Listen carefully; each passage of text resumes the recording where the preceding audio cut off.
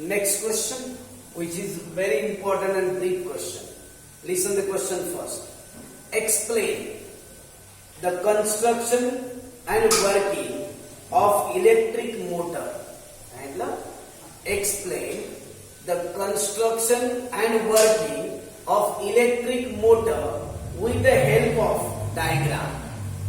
डायग्रामचा वापर करायचा आणि इलेक्ट्रिक मोटरचं कन्स्ट्रक्शन कसं असतं आणि त्याचं वर्किंग कसं चालतं हे तुम्हाला एक्सप्लेन करून सांगायचं आहे. कळतंय? बघा, इलेक्ट्रिक मोटर, विद्युत मोटर असं म्हणतात त्याला. या विद्युत मोटरचं काम कसं चालतं एक्झॅक्टली आपल्याला एक्सप्लेन करून सांगायचं आहे. म्हणजे आपल्याला स्ट्रक्चर म्हणजे कन्स्ट्रक्शन कसं आहे ते सांगायचं आहे आणि नंतर फंक्शन किंवा वर्किंग कसं होतं ते बघायचं आहे. Okay, start. A device which convert electrical energy into mechanical energy is called electric motor. Electric मोटरची डेफिनेशन ऑलरेडी पण आपल्याला झालेली आहे. इलेक्ट्रिक मोटर म्हणजे एक लक्षात घ्या, ज्यामध्ये इलेक्ट्रिक एनर्जी पासून मेकॅनिकल एनर्जी तयार होणार त्यालाच म्हणतात इलेक्ट्रिक मोटर. डेफिनेशन परत एकदा बघा. अ डिव्हाइस, डिव्हाइस म्हणजे उपकरण. A device which convert electric energy into mechanical energy is called electric motor. ज्या उपकरणामध्ये विद्युत ऊर्जेचे रूपांतर यांत्रिक ऊर्जेत होते त्यालाच काय म्हणतात, विद्युत मोटर असं म्हणतात. डेफिनेशन तर कळली. आता कन्स्ट्रक्शन त्याचं नेमकं कसं आहे बघा. तुम्हाला इथे दिसतंय का काय काय आहे ते मी तुम्हाला सांगून टाकतो. हे बघा, दोन साईडला दोन आहेत ना, हे मॅग्नेट्स आहे. पॉवरफुल अशा प्रकारचे मॅग्नेट आहे. इथे एन म्हणजे नॉर्थ पोल आणि इथे साऊथ पोल. नॉर्थ आणि साऊथ पोल हे अपोजिट पोल असल्यामुळे त्या समोर समोर आल्यामुळे ते काय होणार, अट्रॅक्शन होणार. These are the strong magnets. A B C D हे दिसतं का, याला म्हणतात आर्मेचर कॉईल. हे आर्मेचर कॉईल आहे. अजून कुठे कुठे काय झालं, ही बॅटरी जॉईन केली आहे. इथे प्लस दिसतंय, इथे मायनस दिसतंय. ह्याला म्हणतो आपण बॅटरी. बॅटरी बघा साईन करताना ही बघा, ही जी मोठी लाईन असते ना तिथे प्लस येतं आणि स्मॉलर लाईन असते तिथे मायनस येतं. हे बटन आहे, की ज्याला म्हणतात. ओके, इथे अजून काय काय सांगतो बघा. याला म्हणतात स्प्लिट रिंग. अर्धी रिंग आहे तशी, स्प्लिट रिंग म्हणतात. याला एकाला एक्स नाव आहे, एकाला वाय नाव आहे. त्याच्यानंतर याला जोडलेलं इथे आणि इथे कार्बन ब्रशेस आहे. त्याला नाव दिलंय ई आणि एफ. याला म्हणतात कार्बन ब्रशेस. आणि मध्ये ज्याच्या भोवती याची स्प्रिंग जोडलेली आहे ते रोटेट व्हायला पाहिजे म्हणून अशा प्रकारे हा एक जॉईंट केला मधला जो पार्ट आहे ना असा पाहिजे. याला स्प्लिट रिंग. इकडून एक अर्ध रिंग आहे बघा, अशी दोन रिंग जोडलेली आहे, अर्धी अर्धी. इकडे अर्ध आणि इकडे अर्ध. याला म्हणतात एक्सेल. म्हणजे इथे तुम्हाला एवढ्यापर्यंत कळतंय का, या स्ट्रक्चर मध्ये तुम्हाला काय काय सांगितलं बघा. मॅग्नेट्स एक सांगितलंय, मॅग्नेट्स आहे. त्याच्यानंतर काय, आर्मेचर कॉईल आहे, एक्सेल आहे, ब्रशेस आहे, स्प्लिट रिंग्स आहे, बॅटरी आहे. बरोबर आहे.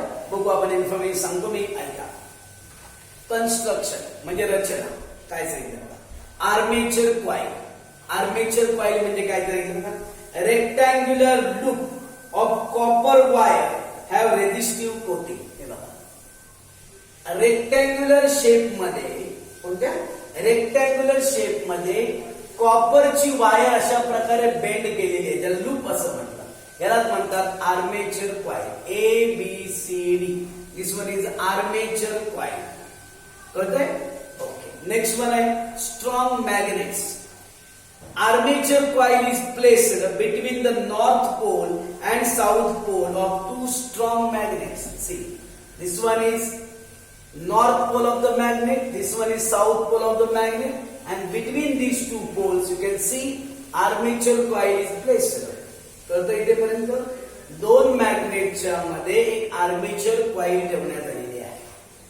दोन टॉपिक झाले. थर्ड वन आहे बघा स्प्लिट रिंग. स्प्लिट रिंग म्हणजे अर्ध असं चक्र, अर्ध वक्र अशा प्रकारचं रिंग असतं बघा. टू द टू हाल्स अर्धचक्र म्हटलं, the two halves of rings have a resistive coating on the inner side and conducting surface on the outer side. म्हणजे हे जे रिंग आहेत ना त्याचा आतला जो पार्ट आहे तो रेझिस्टिव्ह कोटिंग केलेला आहे आणि बाहेरचा भाग आहे ना ज्याच्यातून कंडक्टिंग म्हणजे इलेक्ट्रिक करंट फ्लो होऊ शकतो. आतला पार्ट म्हणजे हे जे रिंग बसवले का हाफ रिंग, आतला पार्ट आहे ना रिंगचा आतला पार्ट तो कसा रेझिस्टिव्ह आहे म्हणजे इलेक्ट्रिक करंट तिथून आत फ्लो होणार नाही. पण बाहेरचा पार्ट जो आहे ना तो कंडक्टिंग आहे. अशा प्रकारचे टू हाल्स अर्धी रिंग आहे, अर्धे अशा प्रकारे रिंग बनवलेली आहे. ठीक आहे, एक्स आणि वाय असं नाव दिलंय बघा त्याला. Carbon brushes, two carbon brushes E and F are connected to the outer side of the split ring. Split रिंगच्या आउटर साइडला बाहेरच्या बाजूला कार्बन ब्रश जॉईन केले E आणि F. इथे बारी एक शेवटचा आहे म्हणजे बॅटरी. बॅटरी सांगितलं बघा, the battery supply the electric current to the armature coil. तुम्हाला माहितीये इथे इलेक्ट्रिक एनर्जी ऑलरेडी आहे आणि त्यापासून तयार करायची मेकॅनिकल एनर्जी. त्यामुळे इथे बॅटरी तर कंपल्सरी येणार आहे. सगळे तुम्हाला पार्ट्स कळले असतील. कळतं इथे स्ट्रक्चर मध्ये तर मोठासा काही प्रॉब्लेम नाही, पण डायग्राम प्रमाणे तुम्हाला सगळ्या गोष्टी एक्सप्लेन केल्या. आता नेमकं वर्किंग कसं चालतं लक्षात घ्या. थोडासा डिफिकल्ट टॉपिक आहे, व्यवस्थित लर्न केला तर नक्की जमेल तुम्हाला. ऐका, when the circuit is completed, the current flows in the branch AB of the loop from A to B to the carbon brushes. जेव्हा हे सर्किट कंप्लीट होतं, सर्किट पुढे कंप्लीट झालं बघा, हे प्लस आहे, प्लस पासून करंट बघा, सर्किट इथे कंप्लीट दिसतं का बघा, इथे पर्यंत झालं. हे सर्किट कंप्लीट झालेलं आहे.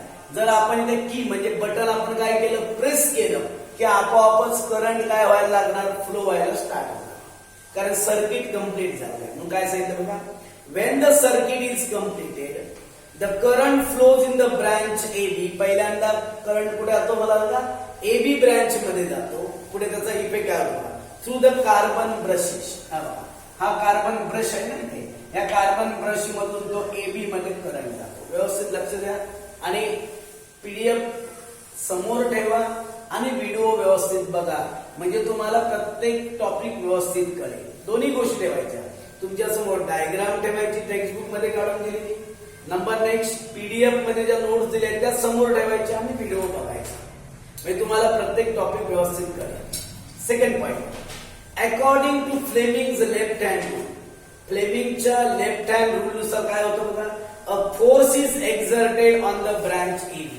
या AB वर फोर्स एक्झर्ट होतो म्हणजे फोर्स अप्लाय होतो आणि फोर्स अप्लाय झाल्यामुळे काय होतं माहिती का, ही जी AB साइड आहे ना ती डाऊनवर्ड म्हणजे कुठल्या बाजूला येते खाली बघा. हे समजा AB कॉइल आहे बघा, इकडे बघा व्यवस्थित आपण असं कम्पेअर करूया, ही AB साइड आहे आणि ही CD आहे. जेव्हा फोर्स अप्लाय होतो की नाही, फोर्स अप्लाय केल्यावर काय होतं, ही जी AB साइड आहे ही कुठे होते डाऊन साइड, डाऊनवर्ड म्हणजे अशी जाणार.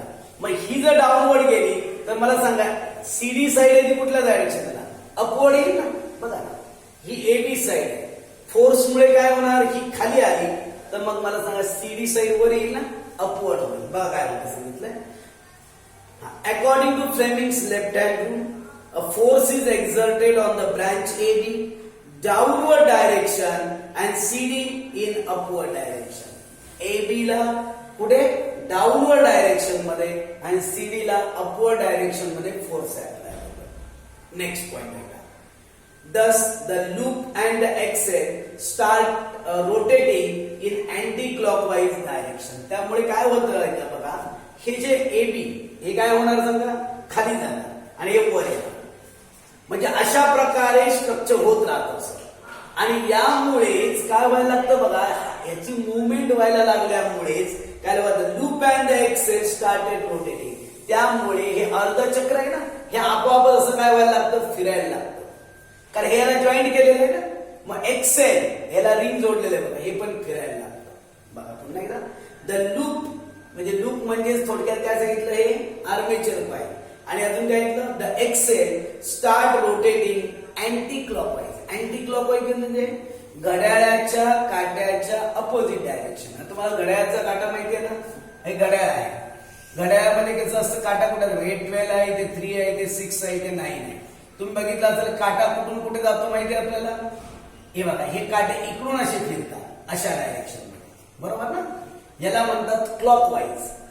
अशा प्रकारे गेलं तर त्याला क्लॉकवाईज म्हणतात, आणि उलट गेलं तर त्याला काय म्हणतात, अँटी क्लॉकवाईज. आता बघा, हा पोर्शन खाली आला आणि हा वर आला ना, म्हणजे कुठला झाला, अँटी क्लॉकवाईज झाला. बघा, ही डायरेक्शन खाली आली ना आणि ही वर आली, म्हणजे उलट डायरेक्शन झाली, म्हणून त्याला अँटी क्लॉकवाईज फिरतात असं सांगितलंय. बघा पुन्हा एकदा, the loop and the axle start rotating in an anti-clockwise direction. After half rotation, the current in the loop start flowing in the direction DCBA. आणि त्यामुळे काय होतं, जेव्हा हे फिरायला लागतं की नाही, तेव्हा करंट कुठून कुठे होतो बघा, DCBA असा करंट जायला लागतो. जेव्हा हे काय व्हायला लागतं, फिरायला लागतं की नाही, करंट मात्र या डायरेक्शन मध्ये जातो. व्यवस्थित आहे का. नेक्स्ट पॉइंट आहे का, therefore a force is exerted on the branch CD in downward direction and on the branch AB in upward direction. नंतर हाफ रोटेशन मध्ये काय होतं, स्टार्टला काय केलं होतं, AB डाऊनवर्ड आलं होतं, CD अपवर्ड झालं होतं.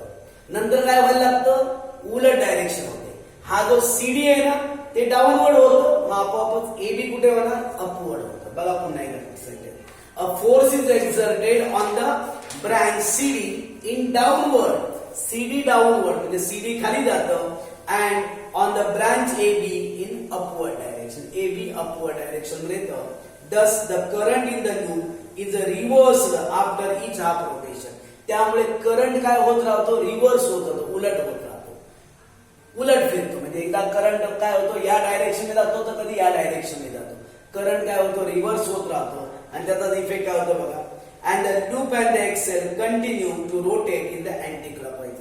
आणि मात्र हे जे आहे लूप आणि हा एक्सेल अँटी क्लॉकवाईज काय राहतो, फिरत राहतो. अशा प्रकारे यांचं फंक्शन चालतं. एक लक्षात ठेवा ना, याच्यावर कधी कधी काय करतात, आपल्याला एक डायग्राम देतील, याच्यावर काही क्वेश्चन विचारले जातील. त्यामुळे डायग्राम, स्ट्रक्चर म्हणजे कन्स्ट्रक्शन आणि फंक्शन दोन्ही व्यवस्थित समजून घ्या. ओके.